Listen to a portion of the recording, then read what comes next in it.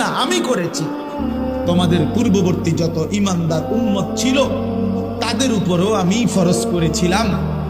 যদি বলি আল্লাহ কেন ফরজ করলেন, আল্লাহ বলেন মুমিন, কারণ এটা আখিরাতের মৌসুম, আখিরাতের সিজন। আর আখিরাতের জন্য ঈমানের সাথে আরেকটা জিনিস লাগে, সেটার নাম হলো তাকওয়া। কোন ব্যক্তি যখন ঈমান এবং তাকওয়া, এই দুই জিনিস, ঈমান বলে পাসপোর্ট, তাকওয়াকে বলে ভিসা। এই ঈমানের পাসপোর্ট, তাকওয়ার ভিসা, এই দুই জিনিস যখন জমা দিবে তখন সাথে সাথে জান্নাতের ফ্লাইট হয়েছে। আল্লাহ বলেন সেই তাকওয়া আমি রমজান মাসে দেব, লাআল্লাকুম তাত্তাকুন। রমজানে আমি পাসপোর্ট, সাথে পাসপোর্টের মধ্যে ভিসা লাগাবো, ভিসা লাগাবো। ইয়া আইয়ুহাল্লাযীনা